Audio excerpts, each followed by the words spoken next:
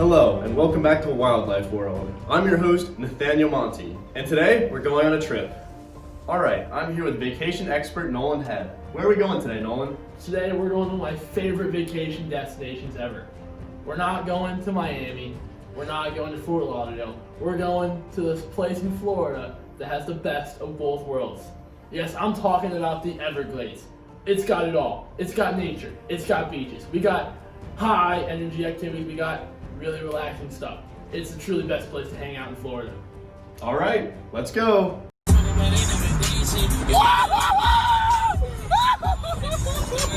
Alright, now that we're in the Everglades, it's important to get to know all the animals that you will be seeing here. Well, we made it. Oh, that's an alligator!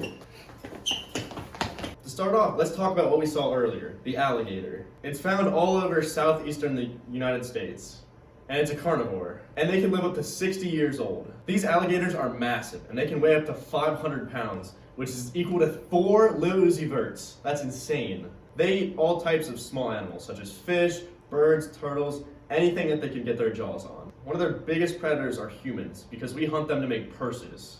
Next, let's talk about the coral snake. They inhabit lots of North America. And an impressive feature that they have is venomous fangs, which they use to paralyze and kill their prey. They can grow up to 5 feet long. They're commonly found in the prairies and wetlands of the Everglades. A cool fact about them is they have a very slow digestion process, meaning they can go weeks without food. Their predator is often eagles and hawks. Next, we have the gray or red fox. This animal is an omnivore, and it can live to 1 to 3 years in the wild or up to 12 years in zoos. They eat insects, small birds, rodents, all that kind of stuff. And they can run up to 45 miles per hour. Next, let's talk about the sea turtle. This animal is herbivore. They can weigh from 5 ounces to 2,000 pounds. They eat plants and algae under the water. They are often eaten by alligators and crabs. An interesting fact about them is that they have no teeth. And finally, we have the bald eagle. God bless America. This animal is found across many of the US wetlands. They have hooked beak and very sharp claws, which make it easy for them to catch prey. They eat rabbits, squirrels, and fish. They are often hunted by bobcats, owls, and raccoons. Hi there again.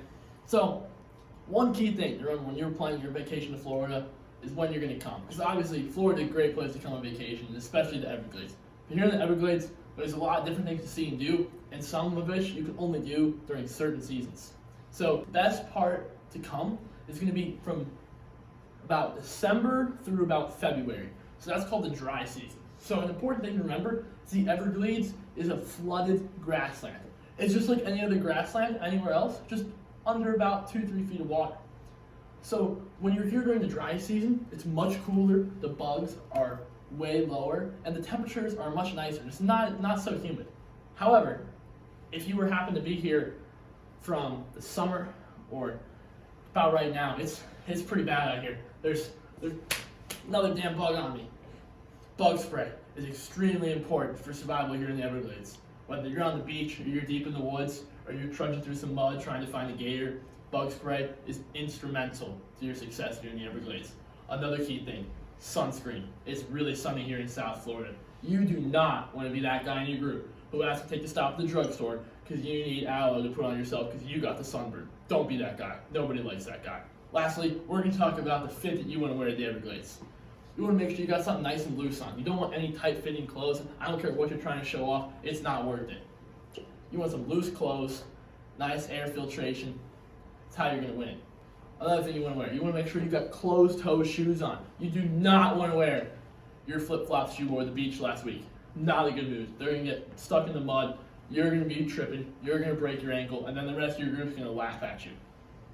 I would recommend some hiking boots or sneakers or anything else with a closed toe. It's nice and secure for your feet. Another important thing is you want to make sure that you have a hat. Now, this may seem like something that you feel would be rather optional. And while it is, I can tell you the hat is going to make your journey here to the Everglades even better. I like my hat here. It's got a full brim. Keeps me, my neck, and my face out of the sun. Whoa! Yankee with full brim! Hold on, let me go around. Another big part here in the Everglades is the temperature varies by a ton. So back earlier when I talked about that dry season, which is ideal time to visit, usually in the winter months, it can be anywhere from 65 to a cool 80, you know. That's pretty chilly for us Floridians down here. So in that dry season, it's gonna be like springtime here in Ohio. However, if you're here in the summer months, you're here during the wet season, it's going to be from anywhere from 85 to 105, and it's going to be humid. And in that wet season, there's going to be about 9 to 10 inches of rain just in that season only, and only compared to about only 2 inches of rain during the dry season. That's a lot of rain.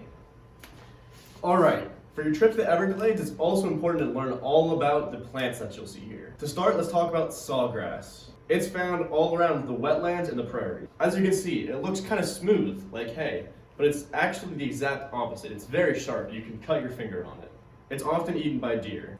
Next is the mangrove trees. Their roots sprout off the trunk and into the mud, which eventually helps build up all the dirt around it, which can even form islands. Mangroves are one of the biggest defenses against hurricanes because they hold the ground intact. Next is orchids. They are among the most exotic and delicate flowers in the world. They cling to other organisms to survive. They are found in the marshlands and the prairies. They are often eaten by slugs and snails. Next is bromlids. These are commonly known as air plants. They are found all around the mangrove forests. They catch and hold water, meaning they can go days and weeks without water. They are often eaten by spiders. Finally, we have lichen. These exist on tree bark, leaves, and soil. They produce food for themselves via photosynthesis, and they are often eaten by deer. Now that you know about the plant, let's talk about the city that's around the Everglades. Alright, imagine you're watching this. We've already hooked you, because I know you want to come to the Everglades. I mean, who doesn't? So now we're going to talk about how are you going to get here. So, you got 2 options on cities you can come to. My number 1 option, and for all of us guys who really like to explore the more rural parts of the Everglades, I recommend booking a hotel in Everglades City, Florida for the start of your trip. Everglades City is on the Gulf Coast side, and it's about 30 minutes from Marco Island, if any of you are familiar with that. Best way to get there from Cincinnati is going to be to book a flight to RSW Airport, or better known as South Florida International Airport, located just outside Fort Myers. Now once you get there, you're going to realize that Everglades City is a small town. This is a community built on the Everglades National Park. The main purpose of this town is tourism for the Everglades National Park. There are lots of hotels and lots of options for you to stay here. However, I do recommend that you check out some of the campgrounds in the Everglades, such as Flamingo Point. It's starting a kayak journey where you're going to kayak through 3 or 4 days, and your campgrounds are actually just elevated surfaces over the water that look kind of like this. These allow you to be truly immersed in the nature all around you, because there's so much of it here in the Everglades, and sleeping with it, it's just fantastic. The Everglades became a park in 1947. They were originally inhabited by the Seminole tribe, and there are still Seminole reservations in certain parts of the Everglades. The Everglades are a super cool area, and I'm super glad they're protected to this day. To recap, the amount of activities you can do in the Everglades are endless. There's activities such as airboat tours, hiking, fishing, camping, and even swimming. Thanks for joining us this time on Wildlife World. We'll see you next week when we explore the Virgin Islands. Not after I get there.